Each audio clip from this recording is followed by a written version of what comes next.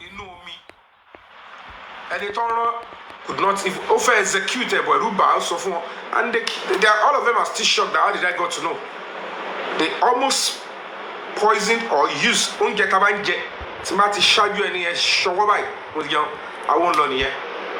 So, and the person did not know I was careful, and I was able to escape. But my escape will not to baby bit more why, because when people come out and speak, spirituality controls the physical. At this stage of my life, I'm not going to be deceiving people that are not spiritually inclined. But but when your hands are clean,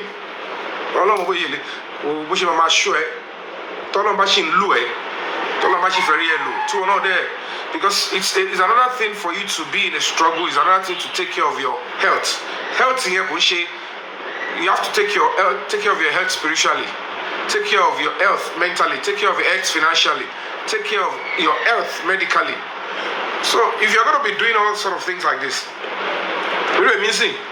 I might be taking care of other things. I still need to take more of my health spiritually. I always avoid things that will add more problem to my body. So if you die the secondary school, and even at some point when I grew up, because when you are on set man about any props, so about your team, they want you to use the original one. I think cousin Jesus.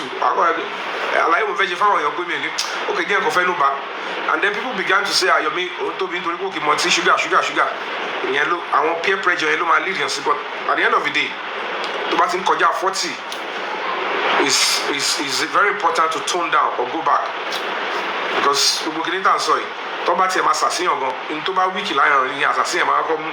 except to attack. So they will only try. Disturbing you see. What you get busy.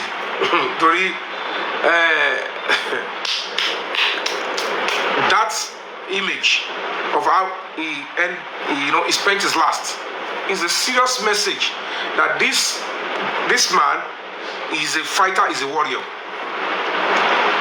He's a fighter and he's a warrior. He stood his ground, he fought, and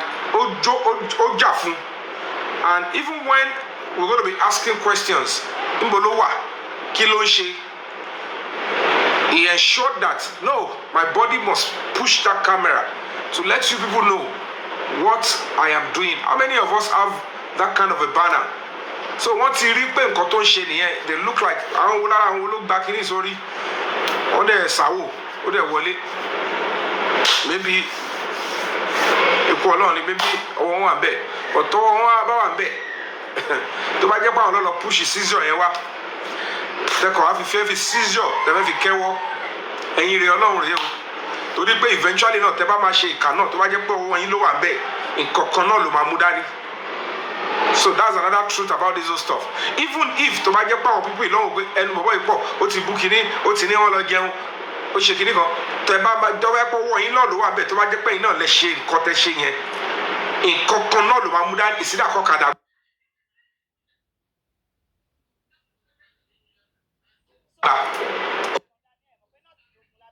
Ó yà wá lẹ́nu pé kí ló ṣẹlẹ̀ ọ̀kọ́ jẹ́ pé ikọ́ tó ti wú tẹ́lẹ̀ tó ti treat tẹ́lẹ̀ akọ́dédé púpù àwọn lọ nǹkan náà ni kíní yẹn máa mú dání because kò ní. So whatever it is tó bá jẹ́ pé wọ́n yín ló wà bẹ́ẹ̀ pẹ̀lú àwọn tẹ́jọ́ ń dunnú. You need láti dùnnú because ẹ̀yin náà mọ̀ pé lábẹ́ bó tilẹ̀ òkú orí ibi tó lọ yẹn everybody ló jẹ́ gbèsè so wọ́n fi kú yọ èèyàn. But the question is this: ṣé nítorí pé ó ń jà fún justice for Mohbad lẹ́sẹ̀ rò pé he deserve to die? Ṣé nítorí pé ó ń ṣèkọ̀ burúkú ni? No, nobody will look into his life, to his family and say your son disturbing TikTok is fighting for what is bad. So if that cannot come out, Hey, it's okay, we're attacking your bio, and he has no right to ask question. This public have got right to ask the right question, and that is leaving us. Because, like I said, now it is justice for Mohbad. Put a semicolon. The public versus the Aloba family and the spouse. We are going to be taking it seriously. It is now going to be the public versus the family, which include the wife. Àwọn last chef. Nísìnyí ló ṣẹ̀ṣẹ̀ fẹ́ yé gbogbo wa. Lẹ́yìn wá rí pé aláti social kòtò because initially all of you are sitting side by side with those people pẹ̀lú àwọn tó ti jọ arrange tí wọ́n ti kó pọ̀. So any division tẹ́ bá fún láyé sìn. It's probably because that is who you are, or you are a double agent yourself. Because now it is very, very okay and natural for you to understand now that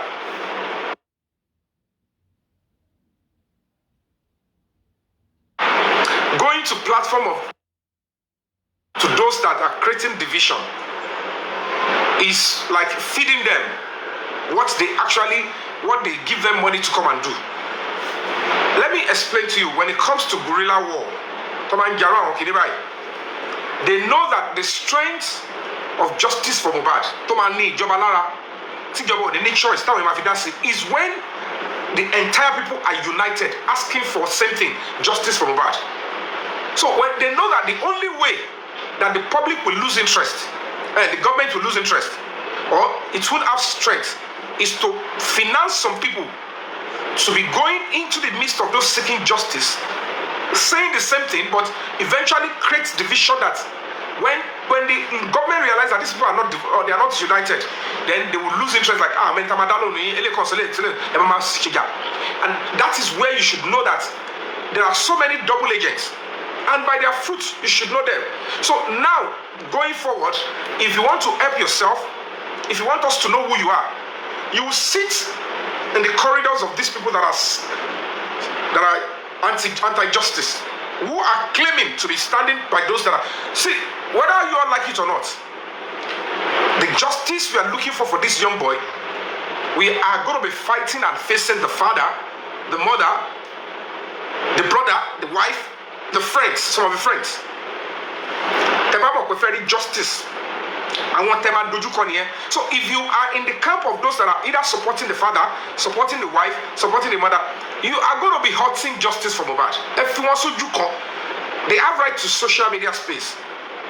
Where you command display.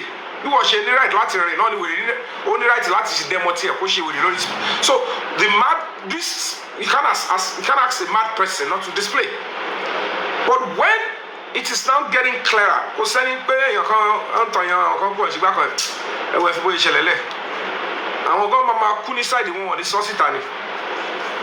the end of the day, majority of these people don't get picture because one fake free. One saw pull out. I'm too intelligent for that. You would have to understand that anybody to have a show from a phone, you must show the video of where the person is actually speaking. Voice don't come and send me picture and I'll post picture. One litigation.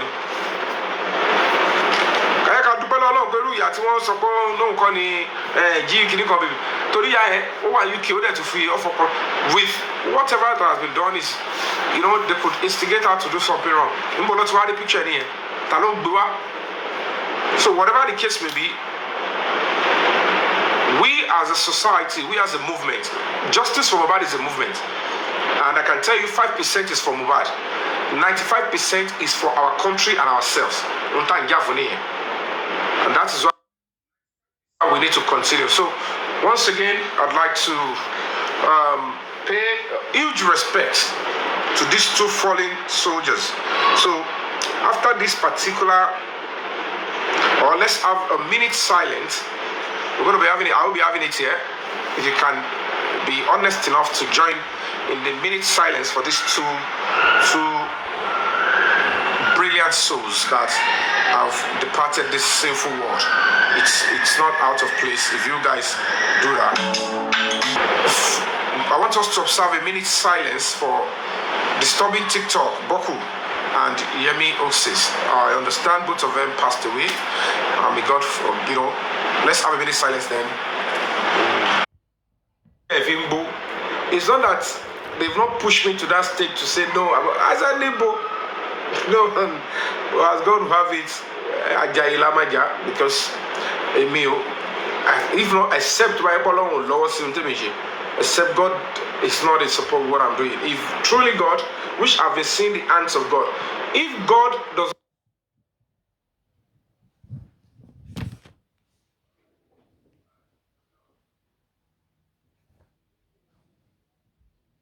but as God will have it, we have a clear-cut pathway to justice, and it's because God still wants to prove to them that I am God. You guys should finish whatever you want to do so that the public can know who in the society are aiding and abetting murder, and then to expose the entire family, and then He will now give us our own pathway to justice. And that is because God sees the heart of every parent. God sees the heart of these people and say, this is their yearning, and I want to listen to them. When Pharaoh saw, when Moses came to meet Pharaoh and said, God wants these people to be free. These are my slaves. They are my slaves. They give birth to children. Then I should let them go. Who are you to come and say? To Pharaoh, it will never happen. He saw several signs. Oh, Shagidi. But I can tell you, they might have thought that diverting the case back to Panti will end it. But they know. Panti knows that, you know what? Let's finish. This is a process. Let this script, let it play out. The script of the corona inquest, let it play out. Though, advice that if one corona inquest, one fẹ́ jẹ́ kẹ́ gbọ́. Torí inú kan lèmi fi ń sọ̀rọ̀ ńgbà yẹn. Bí mo ṣe ń lórí mi kan tó jáde fún mi, kí ni tẹ̀lé pẹ̀lú àwọn ilé. I'm talking about my country and innocent members of the public. Àwọn kan fẹ́ máa dúkò kò mọ́ mi. Èmi ò rí gbogbo yín. So at the end of the day, gbogbo ṣe báyìí ẹ ṣe máa jókòó báyìí ládùúgbò rọ́ta ti pamọ́ wọ̀nyí ládùúgbò nǹkan ta ṣé lè yóò ṣe celebrity èmi kọ́ ọlọ́ọ̀ni ò jẹ́ kó rí ní effect. If it is easier with the nonsense they have done to have silenced me and to make me go back. And that is why we have to also prepare ourselves as public. Break the silence foundation. We're going to be pushing out. We're going to be having strong law firm to stand for all members of the public. One arrest Kini Konyo, one Shekini Konyo. Let's take for instance if they arrest Onili, who is going to go and stand in for Onili? It is time for us to stand well as a public, fighting a good cause. Level 30 dollars. But this time around, fọkànbalẹ̀ àwọn eléyìí tó ń sọ fún yín pé Nàìjíríà kiri kan gbogbo àjọ kò sẹ́ni tó ní monopoly wèrè gbogbo àjọ máa fèsì ẹ̀ wá rí i pé ohun táwọn ń béèrè fún yẹn àti ohun táwọn ń béèrè fún lórílẹ̀‐èdè Nàìjíríà, let's see which one will win eventually. Ẹ máa wòran bọ̀ because at the end of the day I've told you guys the remaining 4% is going to be bumpy. Gbọ́dọ̀ mi ni. And I never said they will give it to us on a platter of gold. I never said sacrifices will not be made. And as a matter of fact, tó bá wọn lọ́wọ́ bá awo ìsọdá disturbing. I'm going to be using these ones. I will turn it to what the sacrifice that will be needed. Torí pé lábẹ́ bó tilẹ̀ ń kórí, awo làkàkà wọn awo pé what does disturbing want before he passed.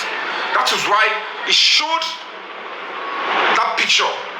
Say, I am going, but can you see what I am? Can you see what I stand for? I want justice for this person. I want justice for this person. Ṣé tó bá béèrè lọ́wọ́ bóyá ìyá ni o, bàbá ni o, àbúrò ni? Can you find that kind of a picture to around them? Ṣé wọ́n ti ẹ̀fẹ́ rí àti máa wo picture Mohbad wò? Disturbing títí tó fi jáde honorably he stood by Mohbad. And that is why the sacrifice that he lost his life will never be in vain. God will use it and say, now that you are sending me a message, I know what is on your mind when you were living this sinful world. You made me say, Lord, look at what I stood for. That is enough a sacrifice, young man. I see you, I heard you. And God will listen to him, and then he will give us the clear pathway to justice. but unfortunately ẹ má jẹ́ ntọ́ yín tó bá ti parí gbogbo wòlímọ̀ méjì tó ń ṣe ẹ wá rí real film gangan wọ́n máa jáde wá gan o. And the fact that part of the onslaught for this ending they thought by now mo gbọ́dọ̀ ti wọnú pápẹ́ wọn by now tó bá ti rí èmi wọnú kálò wọn yẹn mo sọ fún yín wọ́n ní what they are trying to do is to ensure that they have me wọ́n tì mí wọlé síbi tó bá tì mí wọ̀ tí bá ń sọ ẹ máa gbọ́dọ̀ mi ní reason láti parọ́ fún yín before you can allow people to tell you about somebody like me wàá kọ́ ọ̀nà báyìí pé is it not the same Yomi Fabiyi we've known for over 20 years 20-something years. Yes, Jakulushola, yes, it turned to Oba's picture. It's very significant. Before anybody will come back and tell you this is Yomi Fabiyi, Yomi Fabiyi is just not an individual. It belongs to an organization. All of these things that we are about to push out, or they are pushing out for us, in their body, for 20-something years. And if you want this country to get better, the culture of sacrifice, culture of gratitude, to know that these people, they are sacrificing for a cause, so that you won't be easily hoodwinked, switched up to condemn or to eat somebody down. And it's very simple. The public, before they start this whole stuff, they know they need this struggle as at the beginning, that this struggle require police investigation, phone forensic, getting lawyers, getting private investigators, getting this, and you all donated money. Unfortunately, you lack, or somebody cajoled you. You couldn't have a strong body or a human rights organization, and then you gave it to somebody to expend. Later you come and give us accounts. Now that one is looking like clear today. A human rights organization came in. There was nowhere they contributed and said we want to contribute the same thing. Little by little,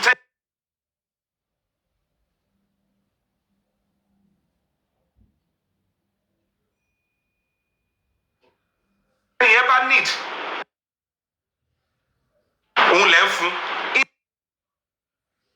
spite of that, àwọn kan dẹ̀ wò pé ó béèrè pé òun nídìí àwọn fẹ́ ra báàgì gàrí mẹ́fà ẹ̀yẹ̀ kankan $10 ẹ̀dẹ̀ kó $60 fún àwọn kan dẹ̀ tún sọ fún yín pé bẹ́ẹ̀ ṣe kó $60 fún yẹn o ẹni kó wá ṣe accountability $60 yẹn, forgetting the fact that if you give even the $60 bẹ́ẹ̀ ṣe rán ẹni yẹn níṣẹ́ yẹn fún ní owó pé tí agbèrò bá dé tó bá lọ fẹ́ gbó ẹni tó fẹ́ gbé ẹrù owó yẹn wà bẹ́ẹ̀ fún ní owó pé tí kọnu gàrí yẹn tó bá burst ó bá padà lára fún ní owó mọ́tò tó bá kó gàrí yẹn sí, and the person eventually delivered the 6 bags of rice. It is still because we are still weak as a society. So àwọn people ti bẹ̀rẹ̀ sí power wọ́n ti pa struggle yẹn ni, and everything is not even from anywhere. It is not the government that started that. It is not even. It is this same set of people to another side. Tẹ̀bálọ̀ wò wọ́n dáadáa. Wọ́n bá ìwọ̀n wọlé sínú court yẹn ni to achieve this. Ẹni tó bá sọ fún yín gbà yẹn tó play zeta rẹ̀ wọ́n acting ní gbogbo ẹ̀. Èmi ò ní mọ̀ púpọ̀ o, èmi ò ṣe kíní kan o. Irọ́ bóbò. Nígbà tó dojú ẹ̀ ẹni tó ń bóbò yẹn ṣé kò padà jáde sọ pé òun lágídí Èkìtì lágídí gbogbo yẹn ẹ̀ ń tẹ̀lé pull out ni. But it's quite unfortunate because this is social media. You will see that the conduct offline is different from what we do on social media, because on offline, I'm going to be eating it straight.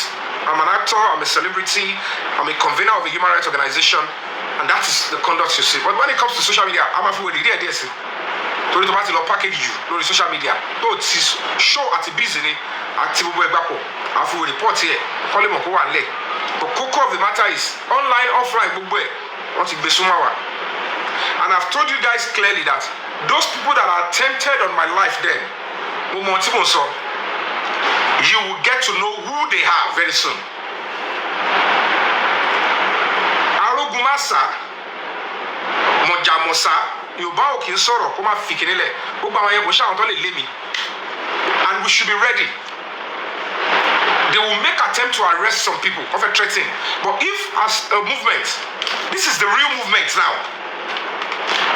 All of us, our public, our justice, gongo, that they believe pé ideologically there is no way we we'll get justice for Mohbad until I want to one the ọ̀rọ̀ yẹn.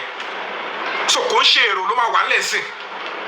Àwọn èèyàn tó máa ń ṣe kíni tó máa ń ṣe nǹkan dojú tó máa lápẹ̀rẹ̀ tó máa dojú àmì. Tí wọn kì í lo sentiment. Èèyàn kọ́kọ́ ló máa sọ fún wa pé èèyàn kan ló bí Mohbad. A mọ̀ pé inú òbò ni Mohbad gbà jáde. A mọ̀ pé kọ́lọ́ tí bọ́nú di ìyá ẹ̀ tó fi bí Mohbad. Ẹ má gbé story yẹn wá fà wá. This is a serious homicide case and what we are seeing pẹ̀lú gbogbo accusation and counter accusation.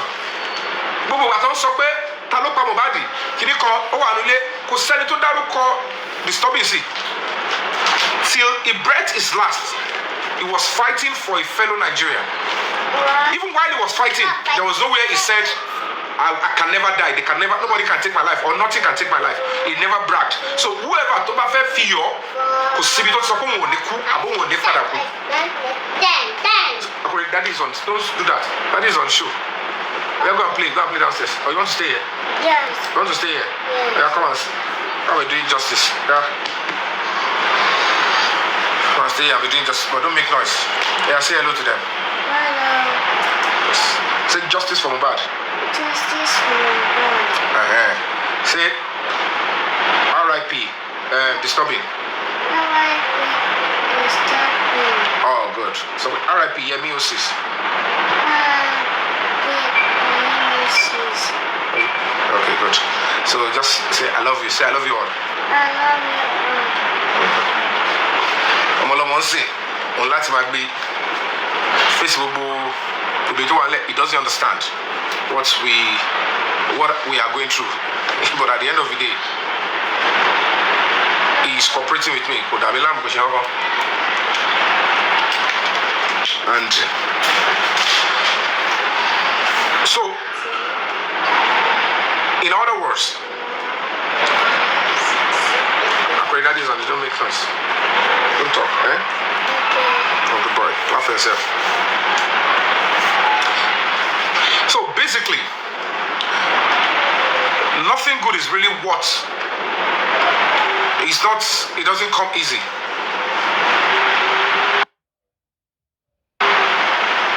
And trust me, Ajayila Majaile you.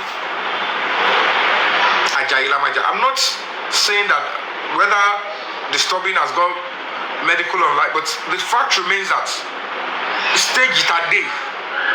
What if Furape one way or the other? This is the moment. It is getting closer. The truth will be established, and justice is coming from Mohbad. Who? How? What can they do to discourage? And they want to see if they can muster a little fear out there so that people can go silent. But only one corona inquest. It's still part of the game plan. Because even the judge will tell them, judgment if and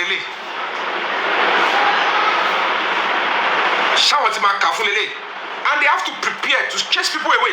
And they are working with people that are even close to the movement. You will start seeing accusation and counter accusation. Everybody saying they will be showing their true colors. Though,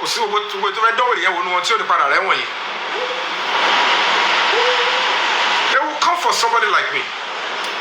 And I'm 250,000% ready. To the chaos to be said, okay, we're to be saying, comrade, or say, only what is our achievement? So far, so good. Damola and their people. Oti paro different police cells. Titi the prison. King White don't protect Adura. Popada Fujubalejo is facing 4 count charges. Iya Mohbad. I don't really want to call her Yamubad. Ìyá àdúrà. To jẹ́ pé at least we are still like, what is wrong with this woman? How much did they promise her? Why is she protecting? Why is she doing this? Tó ti bọ́ kà sọ pé mi ò dalẹ̀ kíní kan o. We saw her in clear picture.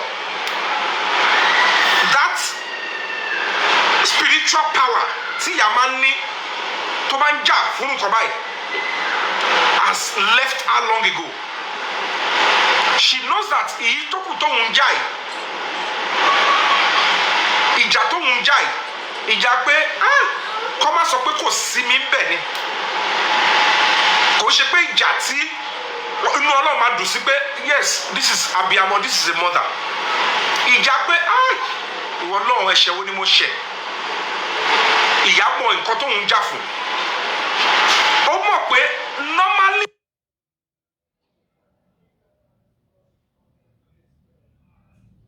on a good day ṣó yẹ kóun ti ẹ̀ máa bá wọn tó ń jà fún justice